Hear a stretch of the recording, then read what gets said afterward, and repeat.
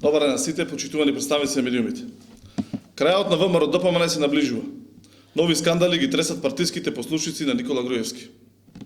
Граѓаните на Прилеп беа сведоци како Анастасија Илиевска, од позиција државен секретар на Министерството за внатрешни работи, ја злоупотребила својата позиција за приватни цели.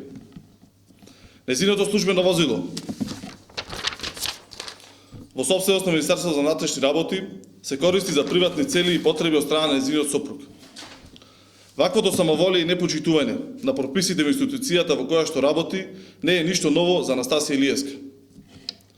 Ја повикуваме да одговори од кои причини беше времено суспендирана од работа во управата за јавни приходи, пред да биде наградена со нова работна позиција во Министерството за внатрешни работи од страна на ВМРО-ДПМН. На кој начин е стекнат нејзиниот семеен капитал, односно елитен деловен простор во строгиот центар на градот, огромна куќа во типската населба во Прилеп, солиден возен парк и кафе бар на 3 ката.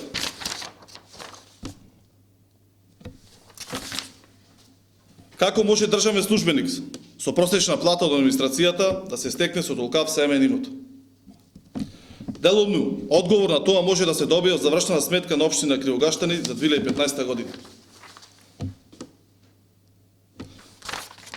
каде што е евидентирана набавка на спортска опрема во висина од 152.629 денари преку фирмата Паренцо ДОО во сопственост на сопругот на Анастасија Илиевска.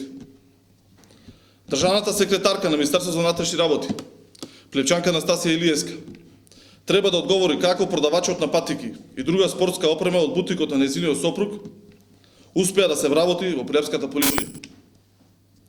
Почитувани, доаѓа време кога извршителите на волјата на Никола Груевски на штета на граѓаните ќе се соочат со правдата и ќе одговараат за сите злоупотреби. Доаѓа крајот на криминалните политики.